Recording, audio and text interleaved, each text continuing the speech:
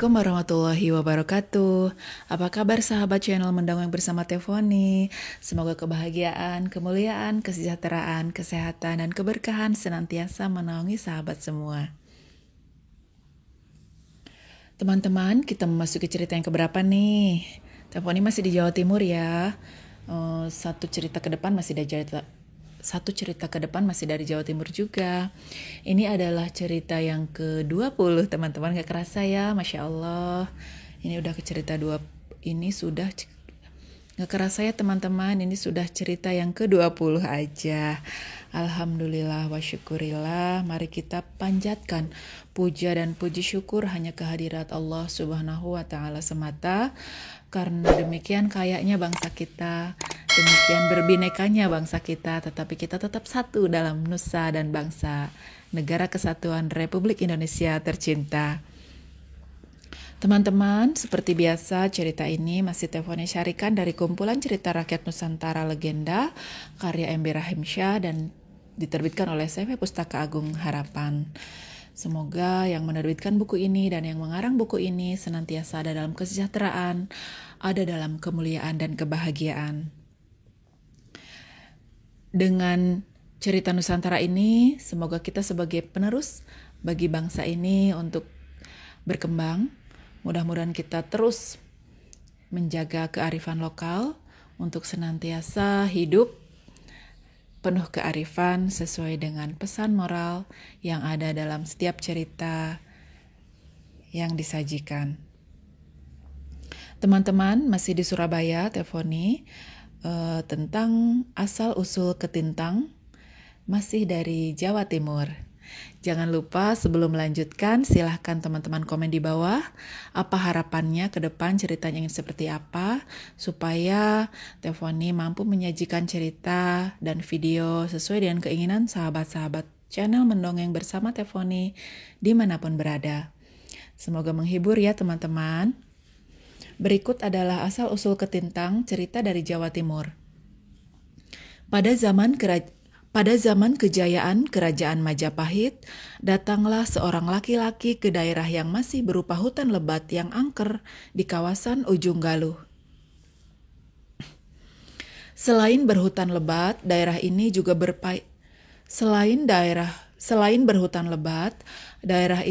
berpayau-payau dan dihuni banyak makhluk halus yang suka mengganggu orang yang berlalu lalang di Kali Brantas. Lelaki yang berani memasuki wilayah yang masih angker itu bernama Ki Wijil.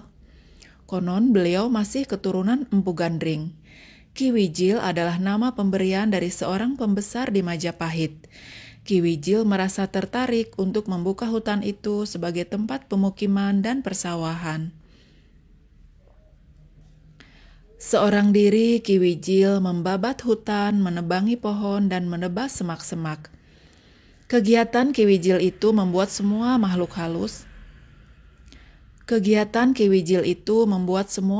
halus yang bersarang di dalam hutan itu menjadi marah dan ingin melenyapkan Ki Wijil.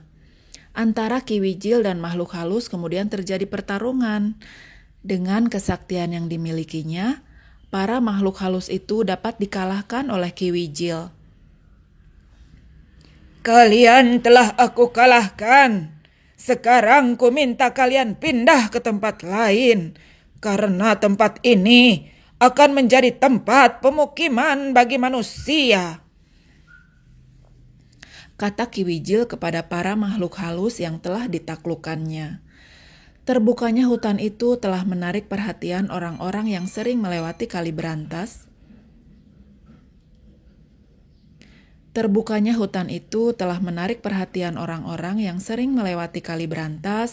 Untuk berdagang di pedalaman Majapahit. Mereka kemudian berduyun-duyun ingin ikut bermukim di daerah yang telah dibuka itu. Ki Wijil pun telah membuat areal persawahan dan juga tempat tinggal.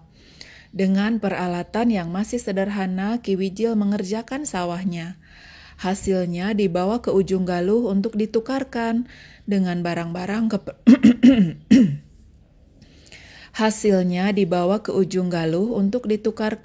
barang-barang keperluan sehari-hari. Tak lupa Ki Wijil membeli alat-alat pertanian yang dibuat dari logam. Karena telah dikerjakan dengan peralatan pertanian dari logam, hasil pertanian Ki Wijil berlimpah ruah. Hal itu tentu saja membuat heran orang-orang yang juga bermukim di daerah itu dan juga bekerja sebagai petani. Kami semua heran melihat hasil pertanian Ki Wijil yang tampak sangat subur dan hasilnya sangat berlimpah ini. Apakah yang membuat demikian, Ki? Tanya warga. Tanya warga yang berduyun-duyun datang ke rumah Ki Wijil untuk meminta pengetahuan sedikit perihal pertanian.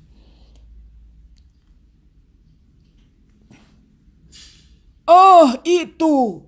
Sebenarnya aku bertani sama seperti kalian.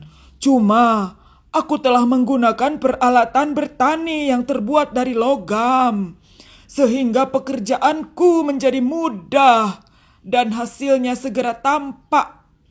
Kalian masih memakai alat-alat yang sangat sederhana. Sebaiknya kalian mempergunakan alat seperti yang kupunya ini. Ki Wijil kemudian menunjukkan peralatan pertanian dari logam yang telah dibelinya dari ujung Galuh. Semua yang hadir terheran-heran. Bolehkah saya meminjamnya, Ki? Sehari saja, besok saya sudah memulai menggarap sawahku. Pinta salah satu dari warga daerah itu kepada Ki Wijil. Baiklah, aku pinjami. Tetapi setelah selesai, segera kembalikan. Bukan main senangnya hati warga yang dipinjami alat pertanian dari logam itu oleh Ki Wijil.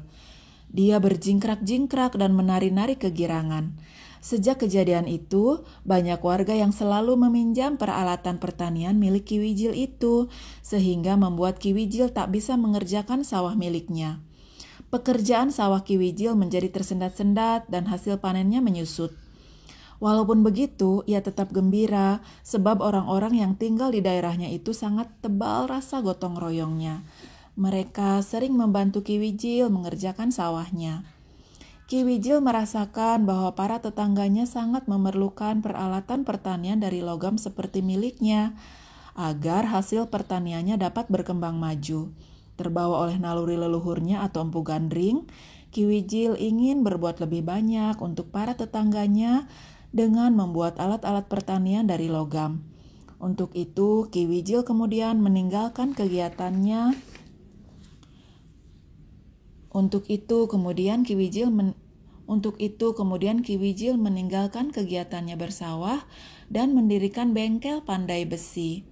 Setiap hari Ki Wijil menempa besi untuk dibuat menjadi cangkul, arit, parang, keris, mata bajak, mata tombak, kapak, dan lain sebagainya.